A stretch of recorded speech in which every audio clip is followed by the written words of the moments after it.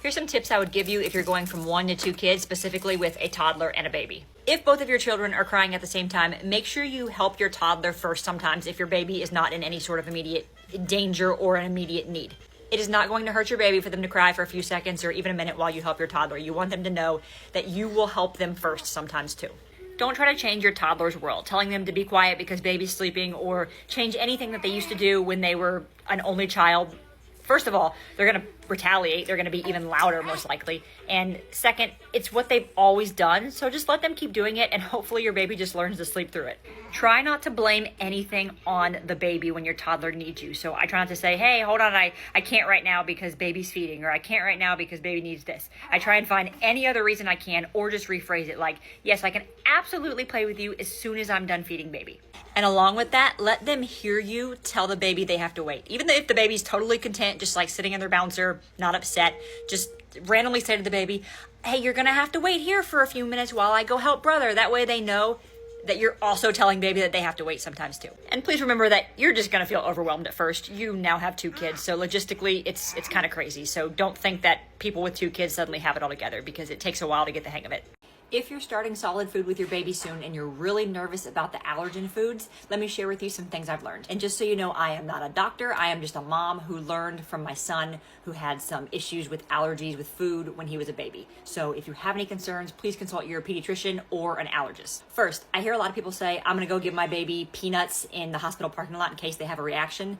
But it typically is not the first time that they have a reaction to food. It can be the 2nd, the 3rd, the 7th. So unless you're willing to go sit in that parking lot 7 times, it's really not going to help you. Second, skin reactions and allergic reactions are different. So for my son, when he first started having eggs, anywhere the eggs touched, he would break out in a rash like on his arms. But if he consumed them without them touching him at all, like we just straight fed them to him or put a bib on him that covered his whole body, he wouldn't break out. He was totally fine. So don't confuse a skin rash to an allergic reaction. And with that, some people will say, oh, just rub it on their skin to see if they're allergic. So that's why that doesn't work. And third, just because you tried them a couple times and you're like, they're good, they had eggs 3 times in a row and they didn't have a reaction, keep giving it to them frequently. Don't think just because you've had them 3 times, you don't have to do them now for the next few months. Just keep giving them the allergen foods as often as you can, because it's better for them. It will help them prevent getting an allergy in the future. So in my son's case, my allergist was like, don't stop giving your son eggs because his arms are getting a little bit of a rash on them. Keep giving them. The more you expose them to him, the better he will be, because he's not having a true allergic reaction. And that was true.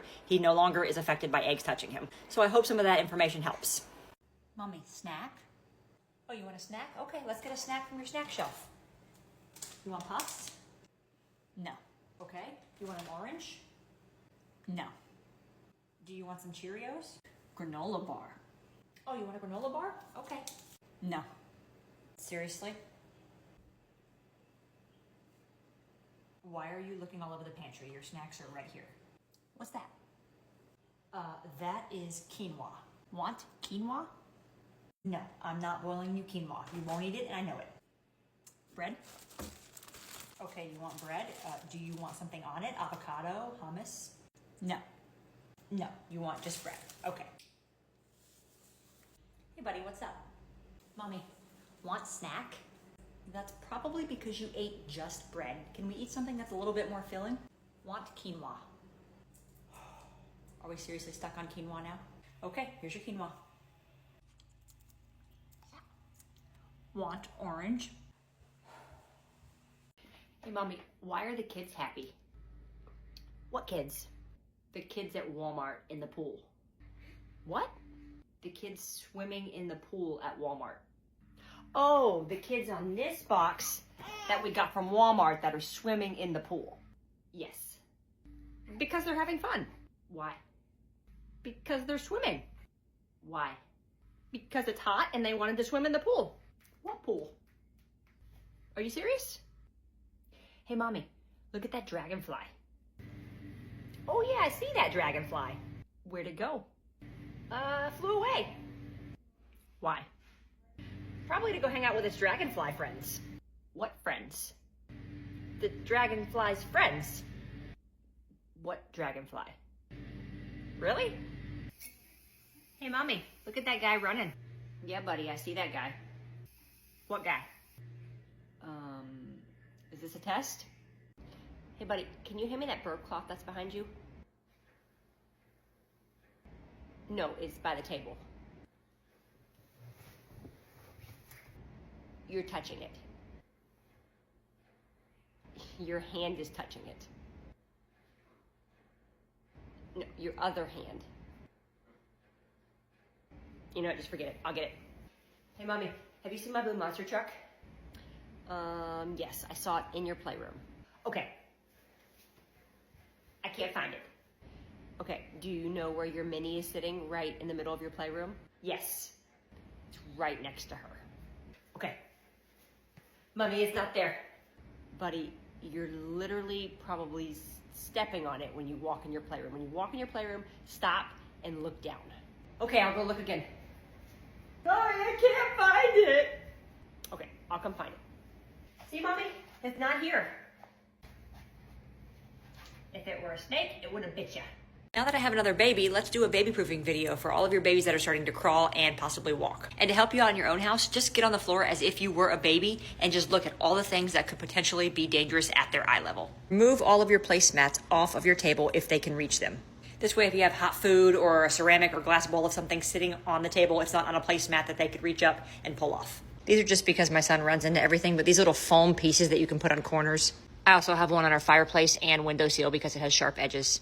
Get yourself some sort of stove lock. That way, if they grab onto this, they're not going to pull it open and hit themselves in the head. And I've shared this before, but if you guys have these little tips that go on the end of these, remove them all because they come off super easy and your baby will probably pop them in their mouth. We had these on my son's dresser when he was younger. We just haven't taken them off yet because if your child is a climber, they can open these up and use them as a way to climb up. And please, any cords they have in their room, make sure they're tucked behind something so they can't get a hold of them. And this one's important for when they start opening doors. Get yourself a lock for all your exterior doors so they can't open it and walk out if you're busy or not paying attention. And please, please, please, either shorten, remove, or take off the strings on your blinds. Ours is super short, so my son can't reach it. They are a huge strangulation concern. If you have heavy chairs at your kitchen or bar stools, don't hang anything off of them because if they grab onto it, they can pull the whole chair backwards on themselves. Welcome to a series that I'm going to call Playmats and Baby Chats because my baby is on her playmat and we are chatting like we always do. So here's some things you should know about baby stuff.